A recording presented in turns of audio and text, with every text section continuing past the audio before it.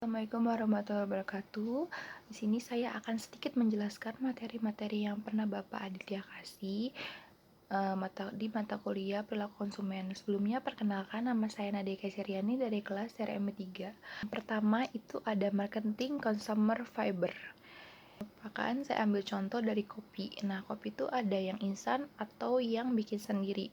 Nah, yang instan ini kita tuh akan mengeluarkan budget lebih, tetapi kalau misalnya yang kita bikin sendiri, budgetnya minim, tapi kita harus repot kayak bikin kopinya, nyiapin air panasnya, kayak gitu tempatnya. Nah, orang di Indonesia ini bakalan memilih yang kopi instan karena kita bayar lebih, tapi kita nggak usah repot-repot nyeduhnya, kayak gitu. Yang kedua, di sini ada introducing customer fiber. Di sini tuh kayak perkembangan zaman. Jadi saya ambil dari teknologi handphone ya. Di sini tuh kita tuh bikin teknologi kan harus mengikuti perkembangan zaman ya.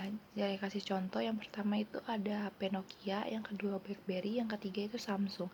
Dari ketiga generasi ini pasti yang lebih banyak dan fungsi yang ikutin perkembangan zaman kan Samsung ya. Jadi kayak si produksinya juga bakal ngikuti perkembangan zaman. Di materi yang ketiga ini ada model perilaku konsumen. Model perilaku konsumen tuh kayak segmentasi konsumennya tuh beda-beda ya, dibagi jadi 4: demografi, geografi, psikografis, sama fiber.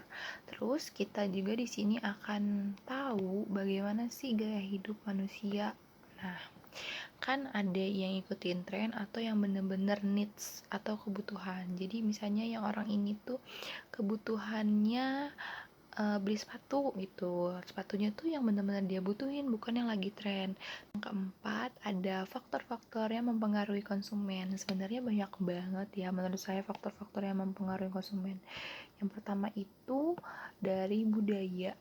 Budaya itu kita kan banyak ya, di Indonesia aja beraneka ragam budaya. Nah, kita tuh punya dari turun-temurun nenek moyang kita gitu kan. Budaya kita tuh apa dari awalnya gitu. Yang kedua ada status sosial. Sebenarnya di Indonesia menurut saya sama aja, kita tuh semua tuh sama, tapi yang membedakan kelas status sosial itu adalah gaya hidup. Yang ketiga itu pengaruh pribadi atau individual. Misalnya kayak perkelompok kayak gitu ya, menurut saya diri saya tuh yang mempengaruhi itu orang-orang sekitar, tapi menurut teman saya yang mempengaruhi diri dia sendiri itu adalah diri dia sendiri gitu. Jadi kita beda-beda. Dan yang keempat ada keluarga. Keluarga itu menurut saya orang yang paling berpengaruh, yang bisa mempengaruhi perilaku kita gitu kan. Jadi kayak perilaku sehari-hari kayak gitu. Menurut saya sih kayak gitu ya, yang paling berdampak menurut saya tuh keluarga. Hanya gaya hidup itu juga berpengaruh sih. Di sini saya kasih contoh, misalnya ada perbedaan individu dari sumber daya, pengetahuan, sikap, kepribadian, motivasi. Di situ ada 5. Yang kelima, di sini ada pengaruh teknologi. Peran teknologi itu menurut saya, wow, impact-nya dahsyat banget ya. Di sini tuh kayak teknologi tuh setiap tahun, setiap hari malah menurut saya tuh berkembang dengan sangat pesat gitu kan. Apalagi di zaman ini, teknologi tuh adalah hal yang utama gitu kan. Di sini saya jelasin perkembangan perilaku konsumen di era digital. Jadi kita tuh bisa mempromosikan dagangan kita tuh melalui sosial media, website, atau misalnya kayak e-commerce gitu kan. Sekarang lagi zaman kan belinya online, jualannya online, semuanya online gitu kan. Nah, di akses internet ini kita bisa mengakses semua software atau servisnya dari internet, datanya juga gitu. Jadi kita harus tahu nih data-data konsumen, perilaku konsumen di era digital ini kayak gimana, kayak gitu. Produknya bikinnya yang kayak gimana gitu. Kita bisa bantu vote juga dari konsumen. Terus di sini tuh kayak yang kedua itu ada contoh, kita tuh yang penting punya duit gitu kan. Kita bisa punya duit dari digital ataupun non tunai ataupun tunai. Jadi sekarang tuh bisa membayar melalui QRIS gitu, semuanya, anything yang kita pengen gitu. Terus menyukai personalisasi itu kayak it's all about you kayak gitu kan. Apa sih yang dia suka kayak gitu. Yang keempat, tidak ingin tertinggal, atau misalnya yang lagi tren bikin video-video apa nih di TikTok, kita tuh harus bikin hari itu juga, karena yang disebut anak sekarang tuh adalah FOMO ya guys. FOMO itu tuh wah pengaruh penting banget sih.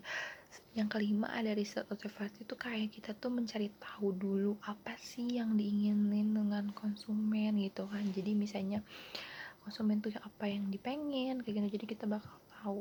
Di sini disebutkan faktor-faktor yang mempengaruhi keputusan pembeli online.